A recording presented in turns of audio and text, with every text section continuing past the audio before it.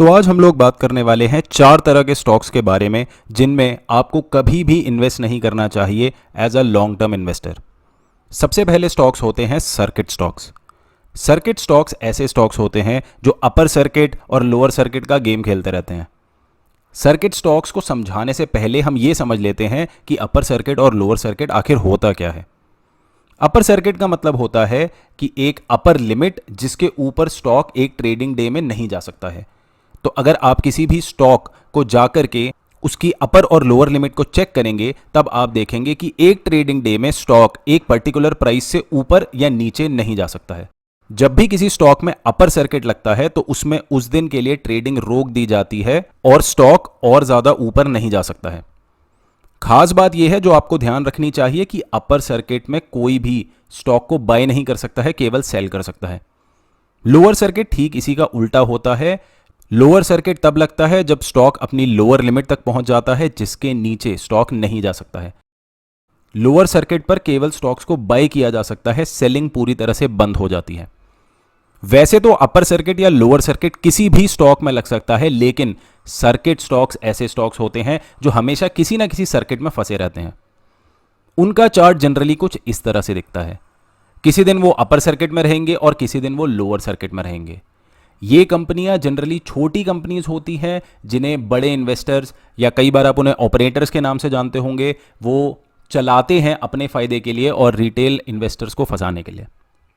पहले 2-3 upper circuit लगा करके रिटेलर्स को ललचाया जाएगा और उसके बाद लगातार लोअर सर्किट्स लगते रहेंगे जिसके चक्कर में रिटेल इन्वेस्टर्स फंसते रहेंगे। ध्यान रखिए कि लोअर सर्किट में सेलिंग पॉसिबल नहीं है।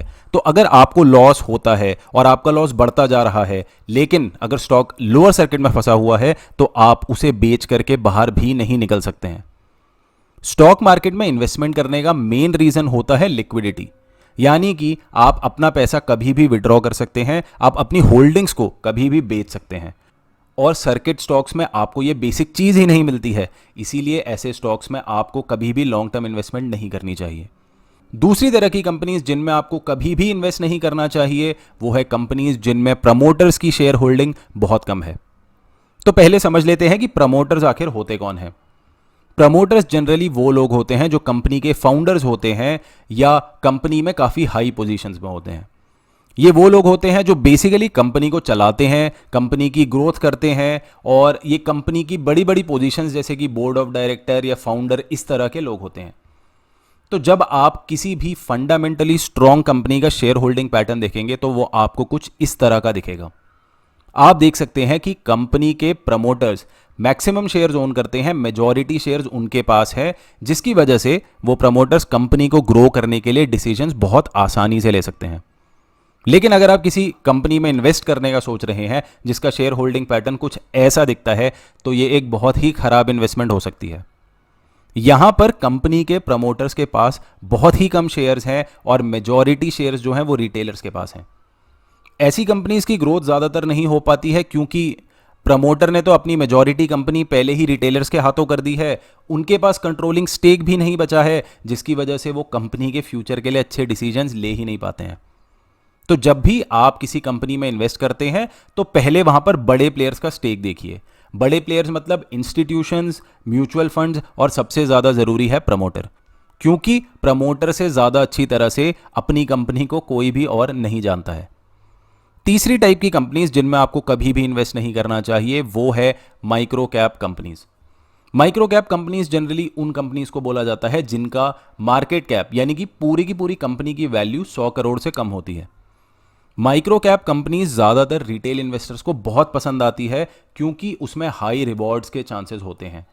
लेकिन ये कंपनीज सबसे ज्यादा रिस्की तरह की इन्वेस्टमेंट्स होती हैं क्योंकि माइक्रो कैप कंपनीज बहुत ही नई कंपनीज होती हैं जिनका बिजनेस मॉडल एक प्रूवन बिजनेस मॉडल नहीं होता है। नई कंपनी के ऊपर बड़े इन्वेस्टर्स को भी ज्यादा भरोसा नहीं होता है, इसीलिए ऐसी कंपनीज को अच्छी वैल्यूएशंस नहीं मिलती हैं क्योंकि ये अभी तक ट्रस्ट वर्दी नहीं बनी है, इन्होंने अभी तक इन्वेस्टर्स का ट्रस्ट नहीं जीता है। इन कंपनीज पर काफी ज्यादा डेट भी हो सकता है, जिसकी वजह से अगर कभी इकोनॉमी में रिसेशन आने जैसे चांसेस होते हैं तो इन कंपनीज की सबसे ज्यादा पिटाई होती है स्टॉक मार्केट में। इन कंपनीज पर मीडिया की नज़र भी काफ़ी कम होती है, जिसकी वजह से अगर कभी कोई फाइनेंशियल स्कैम हो जाए या फ्रॉड हो जाए या लीक हो जाए तो उसे डिटेक्ट करना बहुत ज़्यादा मुश्किल होता है। तो अनलेस आप एक बहुत ही ज़्यादा एग्रेसिव इन्वेस्टर हैं, माइक्रो कैप कंपनीज आपके लॉन्ग टर्म पोर्टफोलियो में नहीं होनी चाहिए।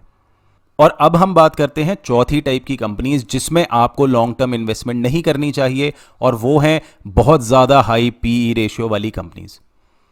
पीई रेशियो फंडामेंटल एनालिसिस का एक बहुत ही इंपॉर्टेंट रेशियो होता है जिसे बड़े से बड़ा इन्वेस्टर अपने इन्वेस्टमेंट डिसीजन के लिए यूज करता है। पीई रेशियो का मतलब होता है प्राइस टू अर्निंग रेशियो। तो मान लीजिए कंपनी है जो पर शेयर 2 रुपए कमाती है और उस कंपनी का जो स्टॉक है वो 20 रुपए का स्टॉक है, तो उस कंपनी का पी रेशियो हो जाएगा 20 डिवाइडेड बाय 2, यानी कि 10 का पी रेशियो हो जाएगा। वैसे तो हाई पी रेशियो होना कोई बहुत बुरी बात नहीं है, कई सारी हाई ग्रोथ वाली कंपनीज जो हैं वो बहुत ज़्यादा हाई पी रेशियो पर ट्रेड होती हैं। इवन पी रेशियो 80 से 100, इवन 100 के ऊपर भी हो सकता है।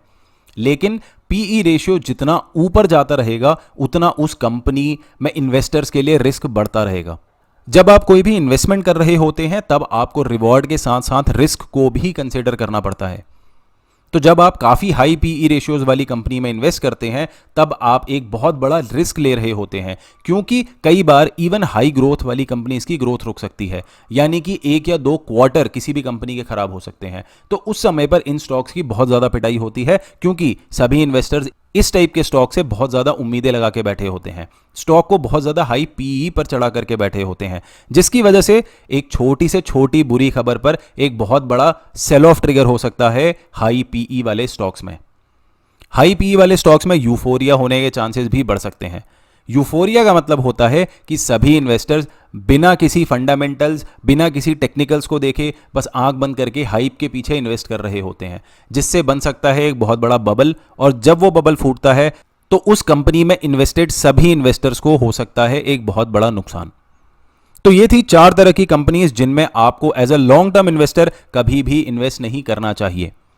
अगर आप जानना चाहते हैं कि इन्वेस्टमेंट के लिए स्टॉक सिलेक्शन किस तरह से करना चाहिए और कैसे आप एक सिंपल प्रोसेस को फॉलो करके अच्छे से अच्छे स्टॉक्स अपने पोर्टफोलियो के लिए छांट सकते हैं, तो उस वीडियो का लिंक मैंने डिस्क्रिप्शन बॉक्स में डाल दिया है। तो चलिए आज की वीडियो में इतना ही। अगर आपको वीडियो अच्छी लगी है तो लाइक कीजिए, नहीं अच्छी लगी तो डिसलाइक कीजिए, ज़्यादा ही अच्छी लगी है तो सब्सक्राइब कर दीजिए। Thank you everyone, thanks for watching, फिर मिलेंगे।